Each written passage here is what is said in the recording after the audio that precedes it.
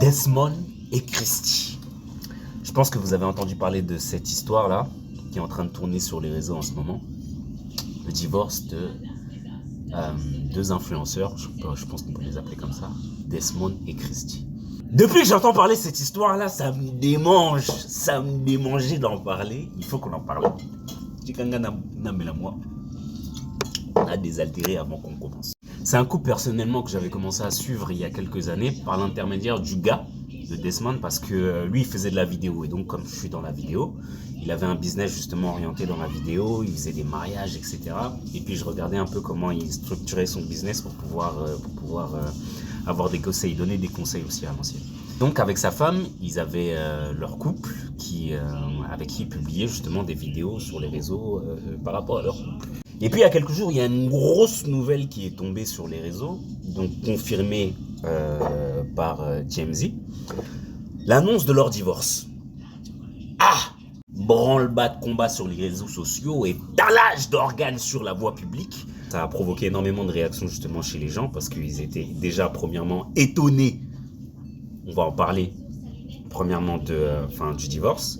J'ai appris qu'ils se connaissaient depuis leurs 14 ans, donc ça fait énormément de temps qu'ils étaient ensemble. Ils ont traversé aussi ensemble pas mal d'étapes de leur vie ensemble, donc l'adolescence, le fait de se marier, de construire une famille, construire un foyer, etc.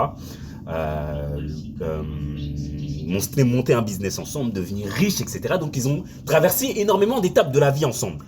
À chaque fois que ce genre de situation arrive, je suis étonné de deux choses. La première, c'est que on suit tous des personnalités publiques sur les réseaux, on suit tous des célébrités. Et la proximité qu'apportent les réseaux sociaux nous font oublier une chose. C'est que on ne les connaît pas. Vous ne les connaissez pas.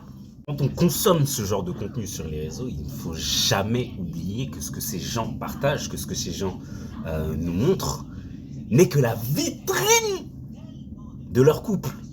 Parce que dans l'arrière-cour, là, il se passe des choses dont on n'est pas forcément au courant.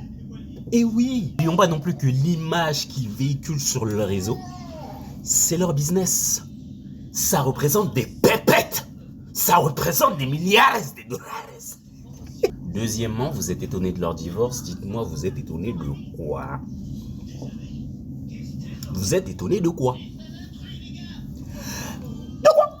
Ça vous étonne, mais laisse-moi te dire que tu n'es pas prêt pour la vie. Tu n'es pas prêt pour la vie aux États-Unis. Je viens de voir la stat aux États-Unis. Un divorce est prononcé toutes les 13 secondes.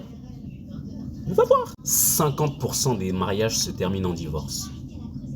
Eh ouais, gamin. Eh ouais. Et personnellement, je trouve, à mon sens, qu'ils ont extrêmement bien géré la situation.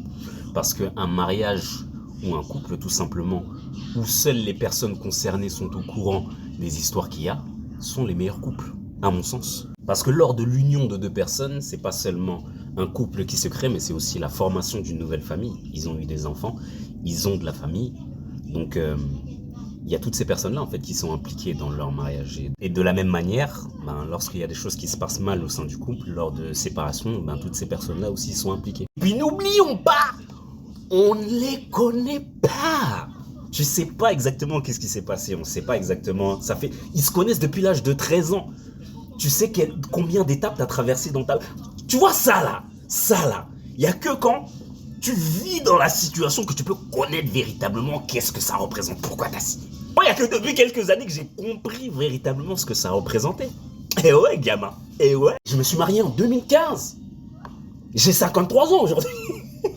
À part, tu vis énormément de choses dans ta vie, tu vas traverser énormément de choses, tu vas passer par des difficultés, des hauts, des bas, qui vont faire et qui vont te faire réaliser surtout que tu n'es pas la même personne lorsque tu t'es marié, que 10 ans après, que 5 ans après, même que 2 ans après, tu vois. Et la personne avec qui tu es en couple, elle traverse aussi la même chose, et parfois ça on l'oublie. Le véritable défi, c'est de voir si tout au long du chemin que vous traversez ensemble, est-ce que vous avez toujours la même vision et les mêmes objectifs? Ça, c'est le plus difficile. Donc si t'es pas prêt pour ça, t'es pas prêt pour la vie. Bon les filles, on est là, c'est l'heure d'aller dormir.